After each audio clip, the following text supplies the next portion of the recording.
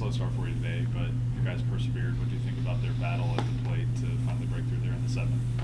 Well, there wasn't a ton of energy in the ballpark because dreary, cold day, and not a ton of fans in the stands today. And I thought we were kind of on our heels a little bit. They did a good job. Obviously, kind of a fluke play, if you want to call it, with Brunson the ball. I thought he caught it, and the next thing you know, he jammed in the wall, and the ball went over the fence. So, I thought Lepore actually threw the ball okay. Kind of was his own worst enemy in terms of controlling his emotions a little bit, but they did a good job of the first inning, 3 ground ball base hits and first and third, and so playing from behind again, 4-0. But then kind of breaking it open a little bit and getting back in the game. I thought the 2-run homer by Anthony after the drop pop-up was the difference in the game. That would have been the third out, and it would have been 4-0 still. And after that, I think the very next pitch, he hit a home run to make it 4-2. I thought that was the difference in the game. That and Braeden Sloan. You talked about it yesterday with how they play against lefties, but with Braeden Sloan, it's been all season. What's kind of been the difference maker for him this year? Well, Braden's, he's I wouldn't classify him really as a lefty or righty. He's just different altogether. And, I think for us, the game plan was, when can we get to Sloan? And I just felt like, Tommy only probably had thrown 65 pitches or so, but I felt like they had 9-1-2, so it would have been the third time through the order. And, getting Braeden in the game. And I thought, let me go back to my other point. I think besides the pop-up and the homer, the other big part of the game was they get, terrible play by us in terms of nobody being at third base. They go first to third, and it's first and third, nobody out, when they bunted. And then, we got a strikeout. We hit a guy and then got another strikeout. So first and third and bases loaded in that inning with less than 2 outs, and to get out of it with nothing, I think, those 2 points in the game were pivotal for us to be able to come back and win. You mentioned Tommy Lepore not really controlling his emotions on the mound. What are the biggest things when you're trying to keep your composure while you're pitching? Well, you don't want to take it. You don't want to take the middle linebacker mentality out of people. Because some people they really thrive on pitching with emotion. I think it's when you see a starting pitcher, for the most part, you don't see. You see relievers a lot of time pitching on adrenaline, pitching on emotion. As a starter, you're out there for probably 100 pitches. So if you're pitching on emotion and adrenaline, you can get tired pretty quick, and you kind of have to be a little bit more even keel.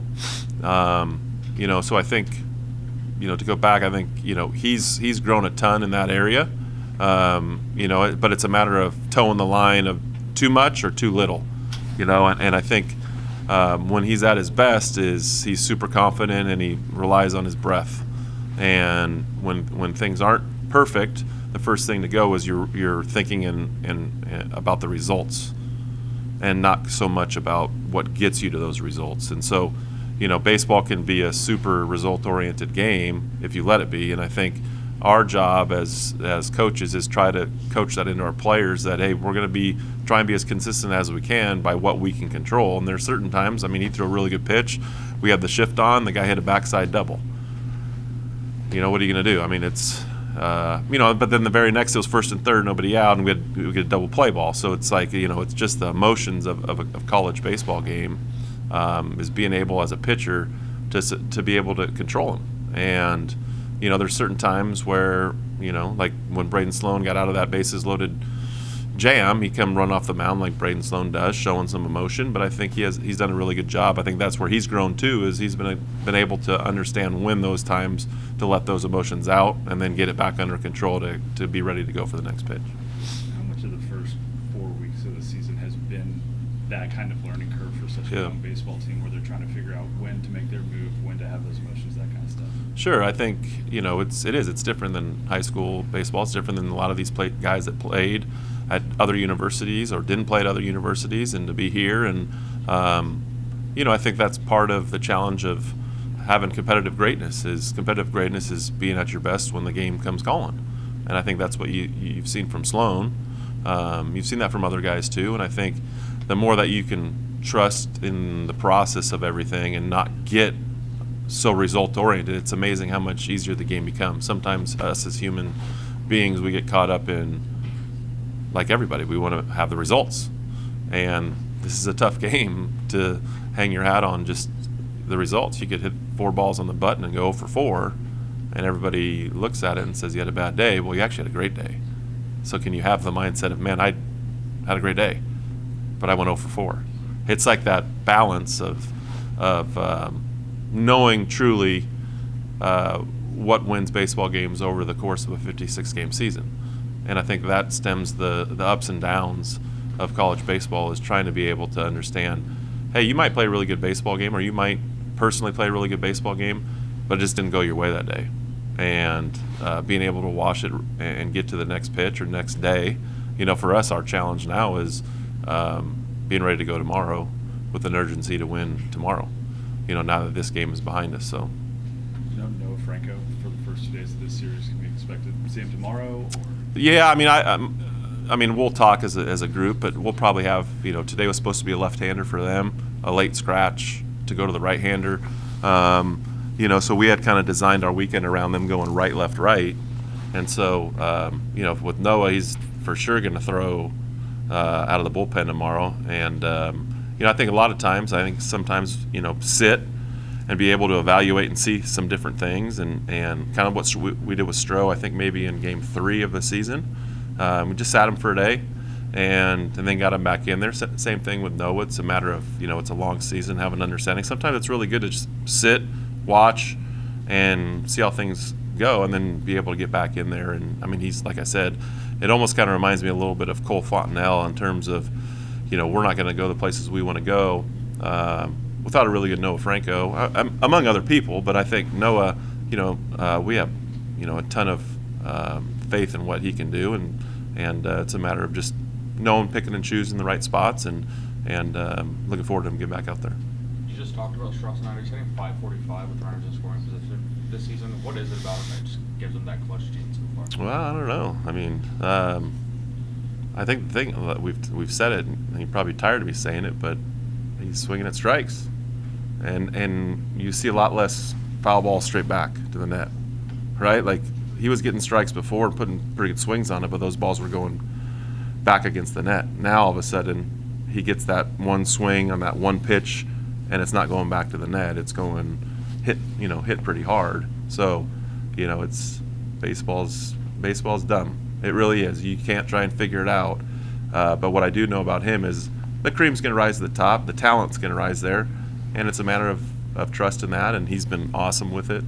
And he's put himself in positions to be able to get the pitch he's looking for, put the good swing on it, and now instead of it going to the backstop, it's going out to the outfield or the right field wall or wherever he's hitting them. So, all good? 109 on the single. Was that what it was over the second base? Yeah, roped it. All right. Oh boy. You got it, Isaac. You got it, baby. You got it. Hold this right here. Yes. Oh, over here. Unofficial spot. Okay, my fault. Yeah, we're good. All right, Isaac, you had a big RBI single there in the 7th inning that helped you guys draw level. What was the key to today's game, starting out down 4-0 and then kind of grinding your way back? Yeah, first off, I just want to say all glory to God. Wouldn't be here without him. Him and, of course, my family, but just wanted to give him a shout-out. Can you repeat the question, please? Yeah, of course. You guys started down 4-0 today. What was the key to kind of grinding it out and coming back? Yeah, I've said it before, and coaches have said it many times, but our offense, we play 9 innings. We're super talented 1 through 9. We can be down in the first and battle, and end up winning the game. So we, like I said, just all 9 innings, just keep going, because eventually we're gonna strike back.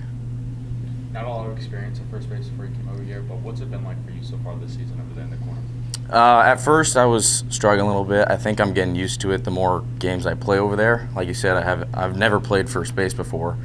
Last time I played infield was like freshman year of high school, so it's it was tough at first, but I think I'm starting to get a little bit more comfortable. I mean, chucked a ball into the ground today, but hopefully we don't see much more of that. You also had a nice pick and a couple nice reaches on some throws that were a little high. Just so trying to help the team. You're helping out over there. Just Yeah. talking, your approach at the plate is pretty impressive so far this year. You seem to have a really nice sense of what the strike zone has been throughout the season. Just talk about your approach at the plate and what you're seeing out there right now. Yeah, I like to, when I get up there, less than a strike, I'm sitting one pitch, one spot, and then when I get a strike, it's kind of more one location, and then 2 strikes, just battle.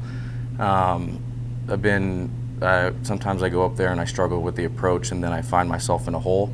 So just trying to stick to that one approach, and I feel like I've been successful with that approach. What's Mo's message been to you so far this season? You came over from Ohio State with him, so you've known him for a while. Yeah, just right now I'm not really getting unlucky, but not really helping the team much. I mean, having some good swings, but good swings don't really help the team when you're not doing anything with them. So he's just been kind of saying, keep going with it. Eventually they'll fall, eventually they'll get through. So just kind of keep going, feel good up there, but just keep staying with it.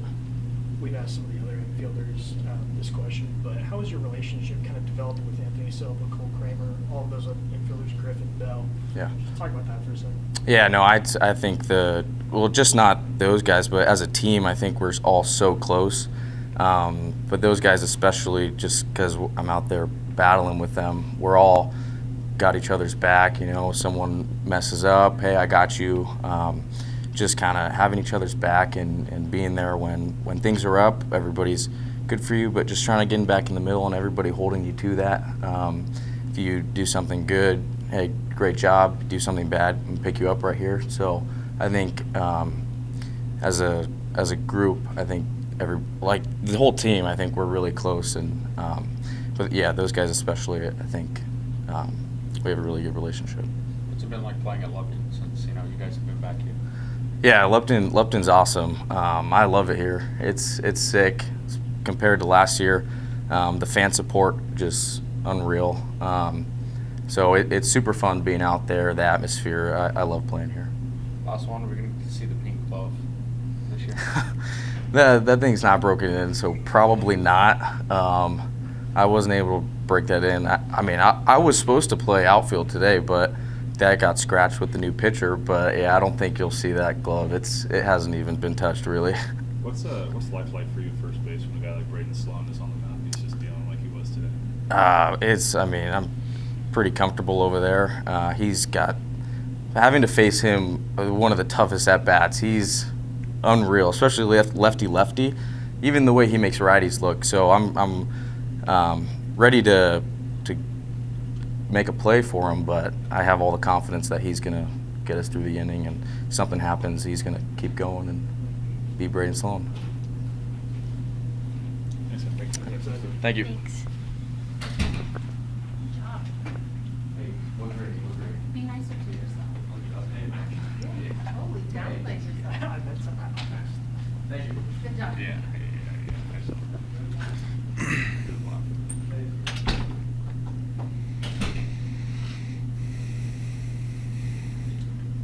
All right, Braeden, 5 strong innings today, 7 more strikeouts for you. Got out of a big jam there in the 7th as well. Just talk about what was working for you today and how you felt about your performance.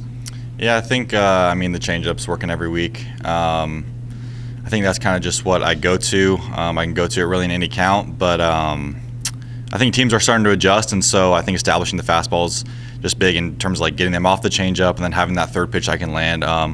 Curveball wasn't for strikes as much as I would have liked, but that definitely helps kind of like throw the hitters off, and it's a different pitch to go to than the changeup. First time this season you haven't pitched on a Friday, it's a Saturday. And now some pitchers are weird about their days they pitch. But what was it like today coming in after Tommy Lepore instead of Caden Parker? Yeah, nothing really changes for me. I kind of just go in there and compete whatever day they call on me. So it's fun being in the bullpen. I got an extra day in the bullpen. Usually I'm not in there on Saturday, so it was a good time.